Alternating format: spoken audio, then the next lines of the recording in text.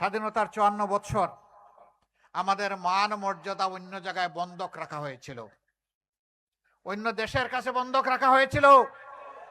আমরা সাফ জানিয়ে দিচ্ছি, এখন থেকে আধিপত্যবাদের ছায়া চিহ্ন বাংলাদেশে রাখা হবে না। আল্লাহ ছাড়া আমরা কাউকে পরোয়া করব না, পরোয়া করব শুধু পরওয়ারদিগারকে। আর কাউকে পরোয়া করার কোনো প্রশ্নই উঠে না। বাংলাদেশে মুক্তিকামী মানুষের উত্থান দেখে কারো কারো গাত্রদাহ শুরু হয়েছে, তারা ফুসফাস করা শুরু করেছেন।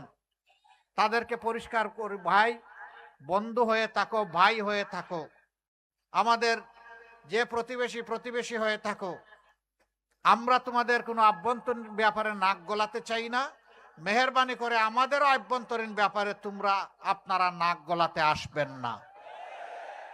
অনেক গলিয়েছেন, সর্দিটা এখন সামলান, এখন নাকটা একটু পরিষ্কার রাখেন। এই সব কিছুর জন্য একটা পরিবর্তন দরকার। বস্তা পচা রাজনীতিকে বলা দরকার তোমাকে লাল কার্ড।